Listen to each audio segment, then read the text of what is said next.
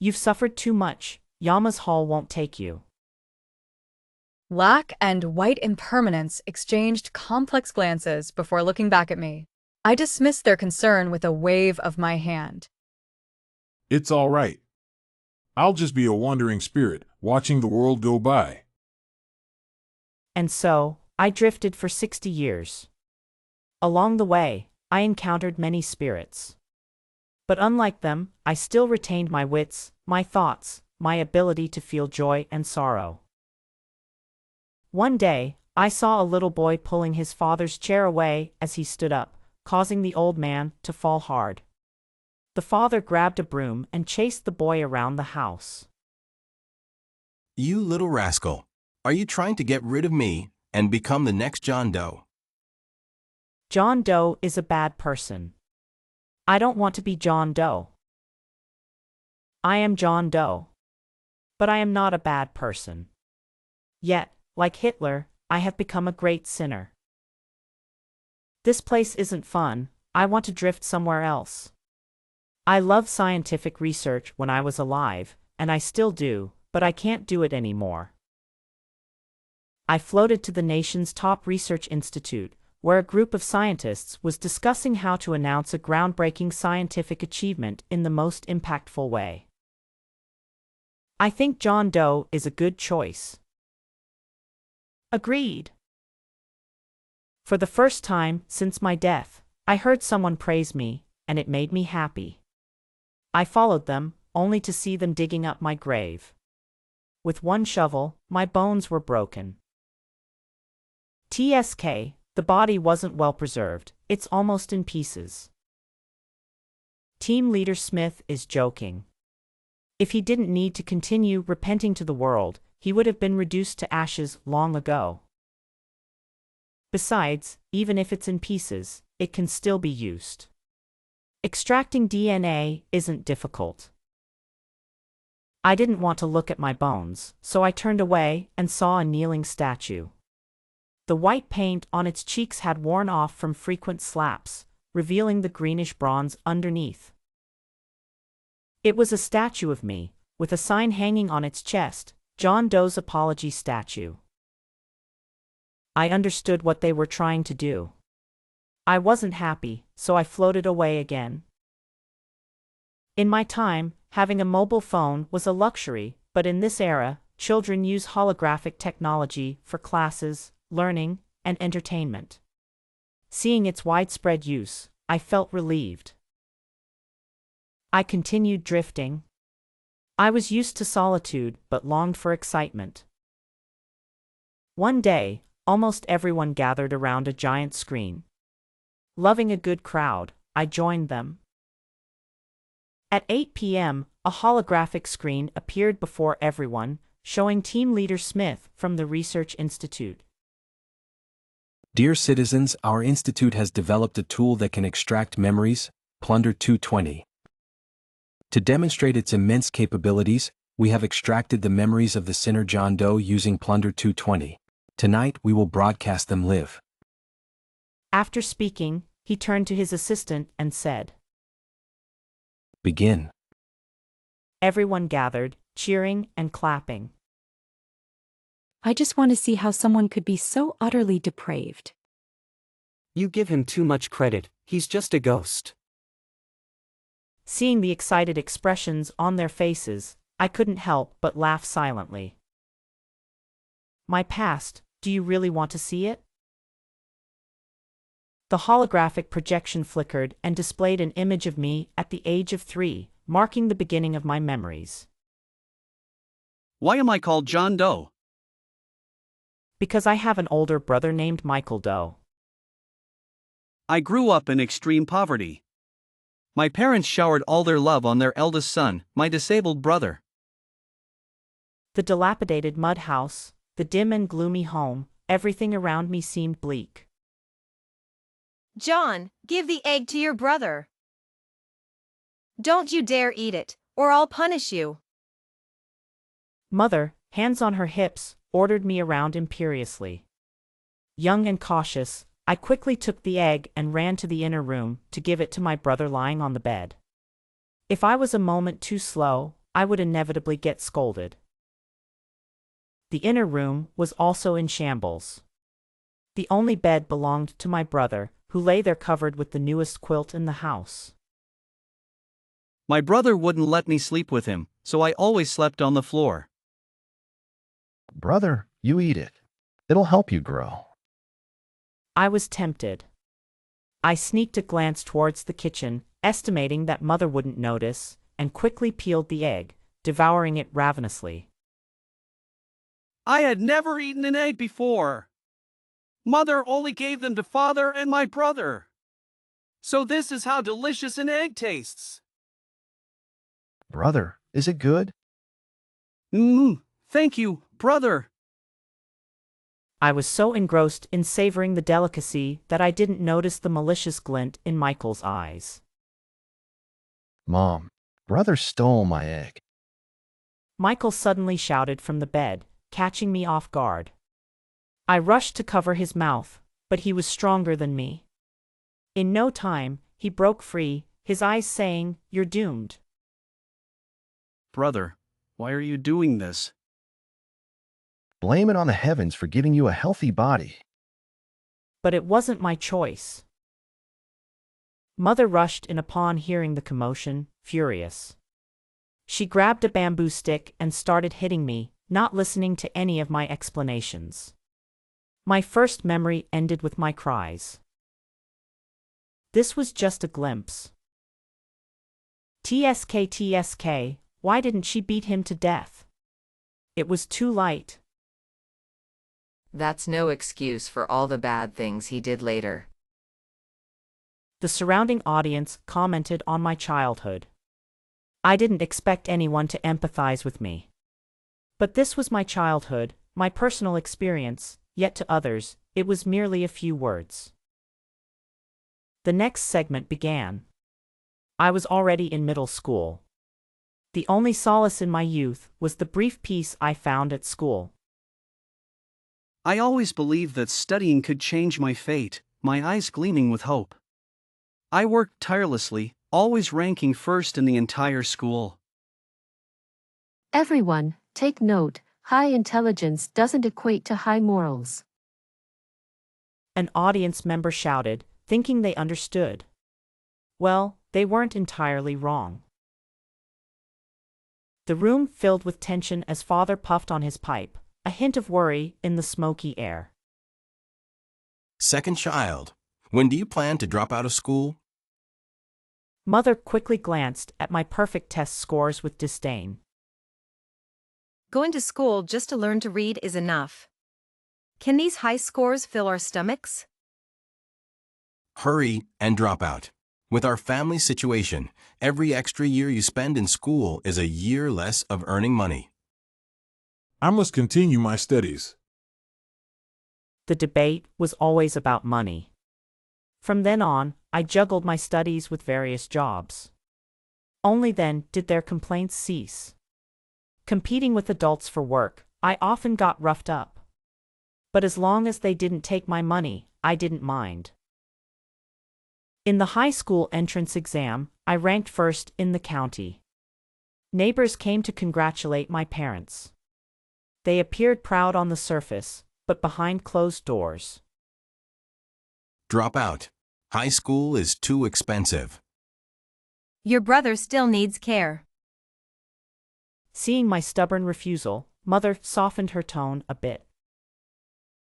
If you can send some money home every month, we won't stop you. Gritting my teeth, I agreed. During the long summer break, I went out to work, earning my tuition and supporting my family. For the first time in a while, we had meat at home, and I even got to eat an egg. Mother didn't hit me. I lost a lot of weight, but I was happy. I started high school, far from my family. My life was solely focused on studying and earning money. Hey, John Doe. If I had grades like yours, my parents would be over the moon. They'd buy me anything I wanted. My desk mate, Alex Parker, complained nonchalantly, his eyes full of lightheartedness and innocence. He didn't know how much I envied him, but my pride wouldn't let me say it. Besides, family can't be changed. Life was tough. Paying for a single test paper could leave me hungry for days. I had to use the money meant to be sent home to get through immediate difficulties. But no one understood me. One day, during evening self-study, the door burst open. John Doe, you little rascal, get out here!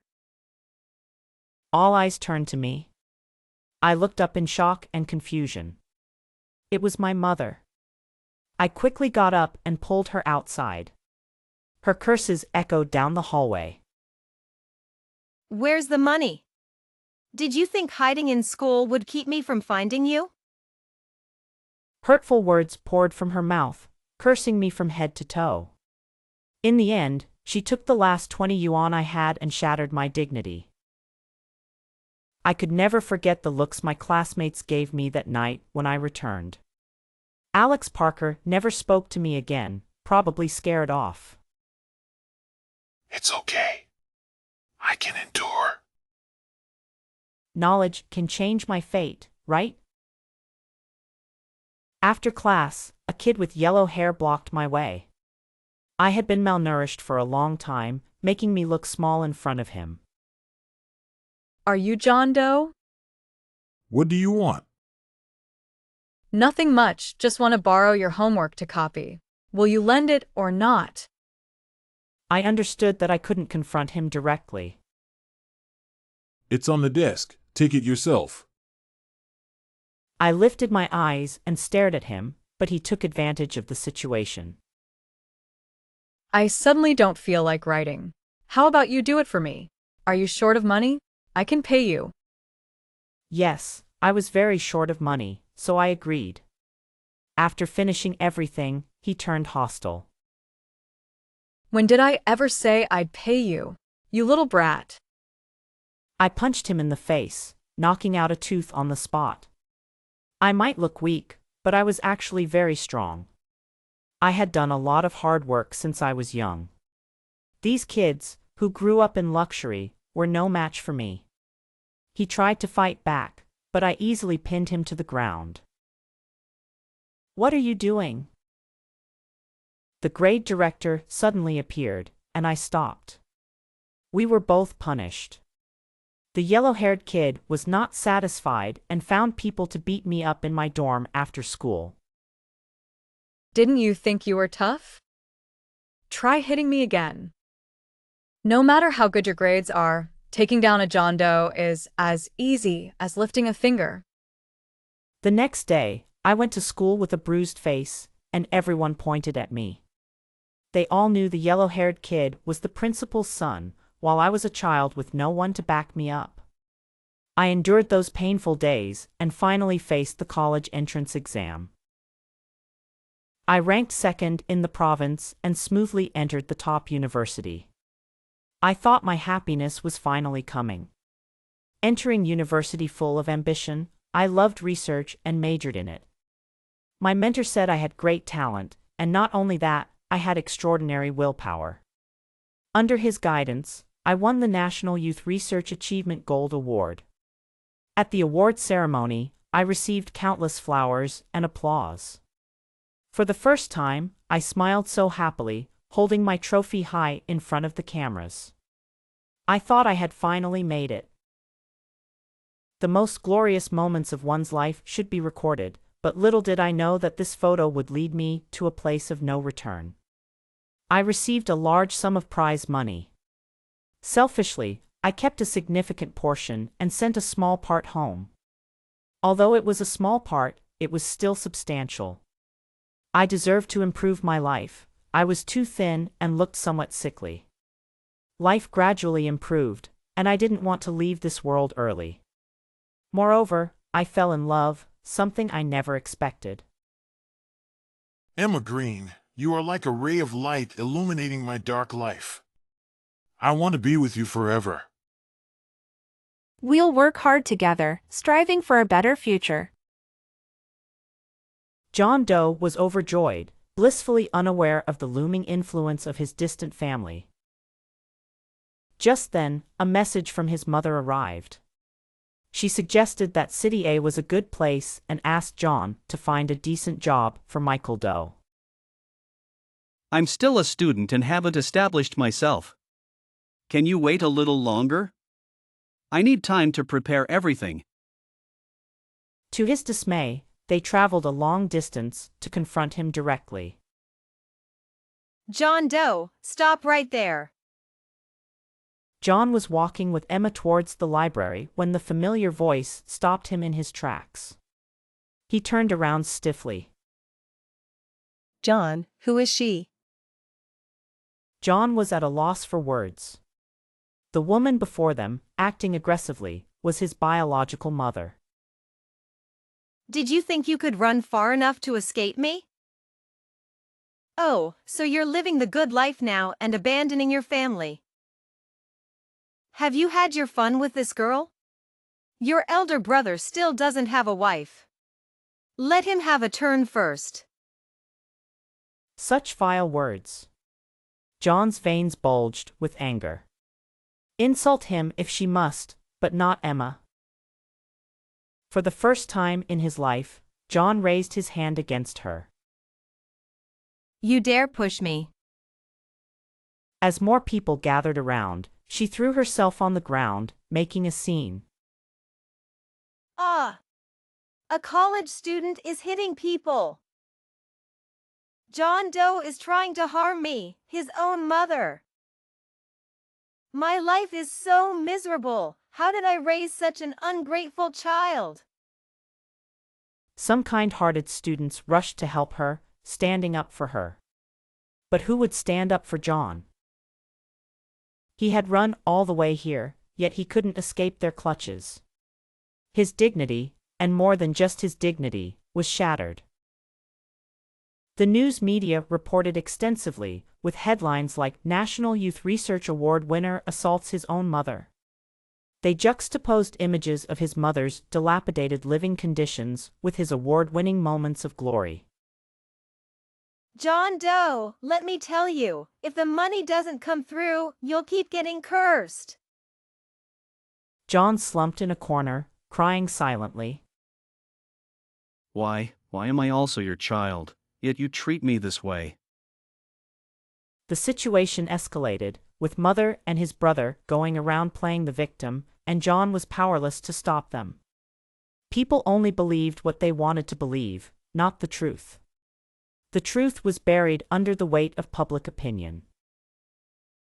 Soon after, his award was revoked, and the school punished him for his misconduct. His mentor, who had pleaded for him, was driven to despair by malicious people and ended his own journey. John remembered the day before, his mentor had told him, "Don't mind the thoughts of the ignorant masses. Child, you are very talented. Given time, you will surely become a rising star in the field of research." John wanted to see his mentor one last time, but he was turned away.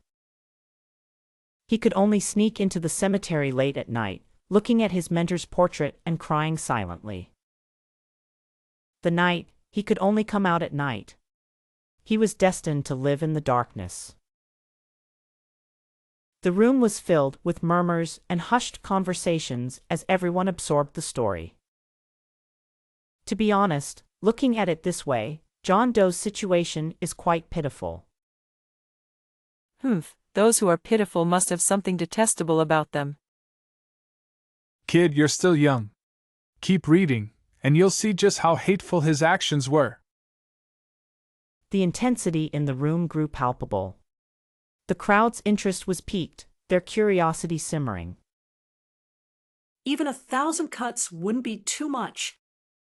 I quietly observed everyone's reactions, wondering what their expressions would be when the truth, buried for 60 years, was finally revealed. I took the initiative to end things with Emma Green. I loved her too much to drag her down with me, pulling her into the mire. Goodbye, my love. Or rather, let's never meet again. I decided to cut off everything and travel far to country F. There, a mentor's research base awaited, where I could continue my research and fulfill my teacher's unfulfilled dreams. I am no longer called John Doe, now, I am Vincent. I thought that by changing my name, I could start a new life. The compatriots at the Research Institute didn't care about the media, they only cared about scientific research, dedicating themselves to contributing to the country. I also buried myself in work, not daring to slack off. Otherwise, I would wake up in the middle of the night to the grim faces of my parents and the disappointed eyes of my teacher. Here, I met a good friend named David Brown, also a student of our teacher. We shared the same ideals and appreciated each other, which added a bit of vitality to my days. Vincent, you really need to see a doctor. Your health is deteriorating. The doctor said I had depression, but I felt he was wrong. I was very happy now. Unknowingly, more than 10 years passed. At 36, I felt like an old man in his 60s, nearing the end of his life. But it didn't matter because I had finally developed holographic projection technology. I was so happy, almost to the point of madness, running wildly in the desert. Teacher, I succeeded. David Brown, I finally did it. I had a bit of alcohol, slightly tipsy, with my hand on David Brown's shoulder. An unprecedented sense of excitement surged in my heart. This was a great achievement, and at this moment, only he deserved to share my joy. In the future, only he would be qualified to inherit all my achievements. I thought he would understand. That's fantastic! Tonight, we won't stop until we're drunk. David Brown kept pouring bottles into my mouth, and I drank in large gulps, as if trying to erase all the sadness of the first half of my life. In my drunken stupor, I seemed to see my teacher, and I saw Emma. For over a decade, Vincent hadn't had such a pleasant dream. When he woke up, it was already 3 days later. He shouldn't have drunk, but he was just too happy. However, he still had work to do, some projects left unfinished. His time was running out, he needed to research as much as he could. Hiss. Wakes up with a throbbing headache, finding himself lying in darkness, surrounded by silence. Where am I? The air was damp and carried a musty smell. Officer, John Doe is awake. Vincent's name isn't John Doe, it's Vincent. He wanted to argue but realized he was locked up, in a prison, for reasons unknown. Excuse me, have you arrested the wrong person? I haven't done anything. Vincent stood up, straightened his clothes, and cautiously approached the iron door, asking the prison guard. You know exactly what you've done. Sneers and picks up a toothpick, ignoring Vincent as if he were utterly disgraceful. Please, sir, I'm a scientist. I urgently need to publish my research. I can't afford any delays. So you know you're a scientist. Before the guard could respond, he quickly stood up straight and saluted. A man in a commanding uniform, exuding righteousness, had arrived. Vincent had seen him on TV, the famous Officer James Carter. In his 40s, he was handsome and dignified. On TV, he had solved numerous complex cases, his intelligence admired by all. Though they shared the same surname, their lives couldn't be more different. Hello, Officer Carter. I've seen you on TV, but I never expected to meet you here. A young officer beside Carter looked Vincent up and down with disdain.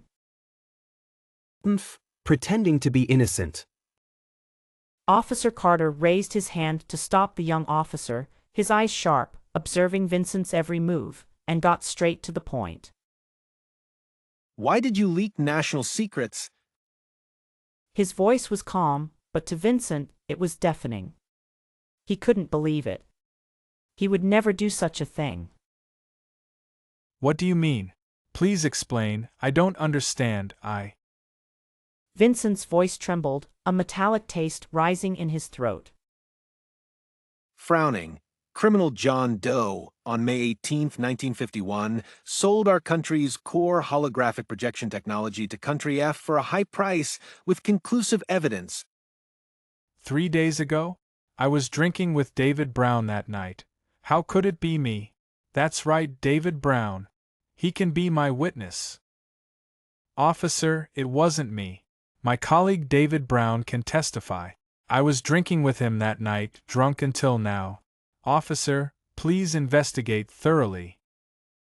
Vincent desperately wanted to argue, but the more he argued, the more they thought he was guilty. If he didn't argue, they would think he was admitting it. He had no choice, everyone has their own subjective judgment. The young officer suddenly closed the notebook. You still have the nerve to speak. If it weren't for Professor David Brown exposing you in time, you would have fled the country. Your acting is so good, why not become an actor? Vincent stared in disbelief, but the fact was, he had been betrayed again. Ugh! Overwhelmed with anger, he spat out a mouthful of blood, his vision darkening as he collapsed to the ground. David Brown, why did you frame me? Why? In the following days, everyone assumed I was a traitor, interrogating me about how many accomplices I had infiltrated. How many others are working with you? Speak! David Brown was named Person of the Year 3951, while I was branded a criminal and thrown into prison. My son is unfilial. Look at his past misdeeds. My mother was the first to step forward, exposing my misdeeds to the media, earning sympathy and money. She built a new house in the city for my brother and even arranged his marriage. Another revelation about the traitor! David gained more attention through his continuous exposures of me, becoming the most renowned scientist and a young talent. Because of me, my most respected mentor had his ashes scattered by his own son. My once beloved Emma Green suffered verbal abuse and was followed and attacked. Each incident felt like it was digging into my heart and draining my blood. I should never have been born. I should have died long ago. My helpless screams echoed through the world, reverberating like the cries of a desperate prisoner. Adults hurriedly covered their children's ears. Mom, John Doe is so pitiful. It wasn't his fault. So why is everyone blaming him? Mom doesn't know either. When Mom was little, everyone around was blaming him, saying it wasn't like this. Is this a movie? The actors are really good. Yes, it's just a movie. On the 15th day of my imprisonment, seeing that I still wouldn't confess, the young officer used extrajudicial measures on me. I was beaten until my skin was torn and my body was covered in wounds. My glasses were shattered. I couldn't see the world clearly anymore. Perhaps I never had. Confess! I didn't know how to prove my innocence or who to turn to for justice. On the 18th day of my imprisonment, Emma came to see me. She looked so frail, as if a gust of wind could knock her down. I was both happy and anxious, quickly getting up to clean my filthy self, trying to smile at her.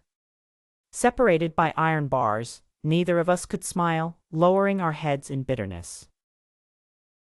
John, I have always believed in you. Our hands clasped tightly. Though our hands were cold, the touch of our palms felt so warm.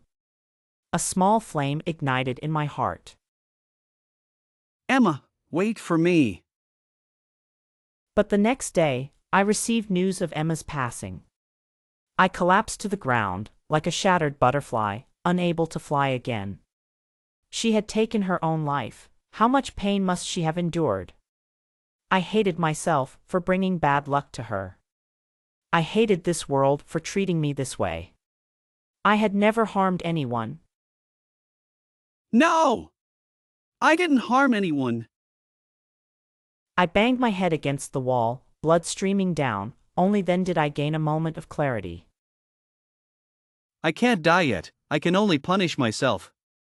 Otherwise, how could I face my mentor and The crowd gathered in front of the giant screen, murmuring with a mixture of emotions. The rope always breaks at the thinnest part, and fate always targets the unfortunate. I can't bear to watch anymore. John Doe, he's not a bad person. John Doe is a good man, just unlucky. On the 23rd day, Officer Chen interrogated me again, his eyes searching for answers. Do you have any accomplices?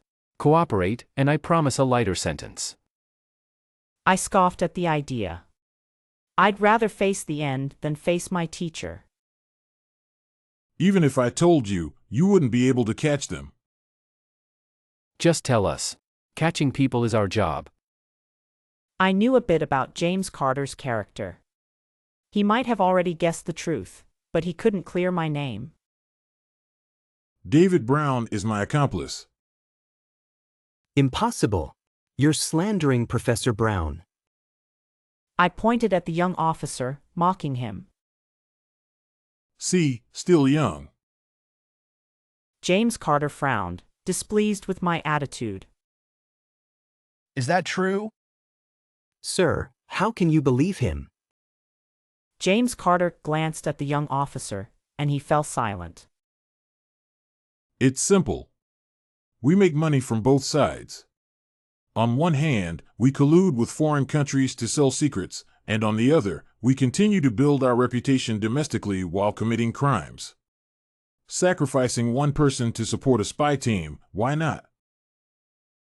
Then why are you turning against them now? I smiled brightly, my eyes sharp. Because I was thinking, why should I be the one to sacrifice? My words were laced with bitterness, half true, but they served my purpose. I will investigate thoroughly. Back in my cell, I fumbled around and found the skeleton of a rat. I picked up a bone and carefully polished it. I'm confused. Is John Doe a traitor or not? We've seen his life story, it doesn't seem like it. But why did he implicate Mr. Brown? The crowd was still puzzled, but those involved understood. Investigate David Brown. On the 24th day, I finally had a full meal, but I could only eat half a bowl, wasting a lot of food. On the 25th day, I noticed I had aged significantly. My hair had fallen out in patches, I was emaciated, and my pants barely stayed up. On the 26th day, James Carter came to interrogate me again. He had started investigating David Brown. If what I said was true, he could apply for a reduced sentence for me. If you cooperate, I can apply for a reduced sentence. I didn't care. I sat in the corner, staring blankly, not saying a word. On the night of the 30th day, the prison suddenly lost power. The guards walked away, cursing. Before long, a rustling sound came from the iron door. Click. The lock opened, and a person slipped in, crouching low. Hurry, let's go. I'm with Officer Chen. David Brown has bribed the higher-ups. They're planning to end your life tonight. Terrified, I clung to the stranger's clothes, dropping to my knees, my voice hoarse. Please save me. I don't want to die. I cooperated fully, following him as we evaded the police's watchful eyes. We eventually reached the Golden Coast. Under the moonlight, I noticed he was wearing a hood. But his build was all too familiar. After a while, he suddenly stopped, his back to me, his voice trembling. Tell me, why did the teacher favor you the most? With your tarnished record, why did he give you the best projects? He spun around abruptly, pulling out a gun and pressing it to my forehead. You're David Brown. You're the one who leaked the secrets. I screamed in terror, my face pale with fear. He dropped the pretense, removing his hood. The once gentle face now bore a fierce expression, filled with malice. So what if it's me? You're my scapegoat anyway. James Carter already suspects me. I intended for you to rot in prison, but now your time has come sooner. David Brown, I was already dying. I planned to transfer all those achievements and projects to you. I calmed down, looking at him softly, as if he were still my good partner from the past. His eyes flickered, his lips pressed into a thin line. Tell me, where are the other projects the teacher gave you? Actually, you don't need to talk to me like this. I lowered my eyes, smiling bitterly. I took a step closer, and he immediately cocked the gun, stepping back. Are you afraid of me? He remained silent, frowning and staring at me intently. I'll tell you everything, as long as you promise me one thing. What is it? After I'm gone, bury me in the ground. I want peace, I want to rest. I promise. Now, speak. All the project secrets are hidden in. Before I could finish, I used all my strength to tackle the unsuspecting David Brown to the ground. The gun fell, and though my bones ached from the impact, my hands moved swiftly and decisively. Using a bone knife I had crafted from a rat's bone, I stabbed it into his major artery. He struggled with all his might, but I only drove the knife deeper. You're ruthless. Not as much as you. In the end, David Brown ceased to breathe, and I was left half dead myself. Having done all this, my life was nearing its end. The bone knife had killed him, but it also left my hands a bloody mess. Yet, I felt an overwhelming sense of relief, laughing maniacally on the beach as if I had gone mad. How did John Doe muster such strength when he was so weak? Because at that moment, I wasn't driven by the will to survive, but by the resolve to die. In the image, my eyes were filled with desolation, alternating between crying and laughing. After a while, I composed myself, straightened my clothes, and tidied my hair. The night sea was dark and churning, like demons rejoicing, welcoming something. The sea breeze tugged at my clothes, as if trying to dissuade me, but it couldn't stop me from walking towards the cliff. Teacher, Emma, I'm coming to join you. I hope you won't mind my company. Without hesitation, I leaped into the sea. The water seemed compassionate, desperately pushing me towards the shore, while I fought to sink deeper. Officer Lee gazed at the scene, lost in thought for a moment. Little John, quickly secure the remains of the great man. Yes, sir. In front of the giant screen, everyone was in mourning, cries filling the air. Mother, John Doe was a good man. He really was. The little girl with pigtails cried, trying hard to wipe her tears. I floated over, wanting to wipe her tears away. Good child, don't cry. Uncle can't bear to see this. No, technically I should be an ancestor. But I was just a wandering spirit, unable to touch anything. The woman next to her was deeply moved. Mother only realized it now. Boom! A statue fell, and a man holding a hammer shouted. We must speak up for John Doe. David Brown is the real culprit. John Doe is the national hero. Yes, we can't wrong a hero. I looked at the shattered statue of David Brown, thinking about everything that happened after my demise. David Brown's body was discovered, and the nation was furious, giving him a grand state funeral. After DNA testing confirmed I was the perpetrator, the condemnation was overwhelming, even affecting my parents. They were scorned and blamed by the villagers, forced to live in shame. A heavy rainstorm destroyed the old house, leaving them homeless. People said it was retribution. Michael Doe refused to take care of them, leading to a court battle.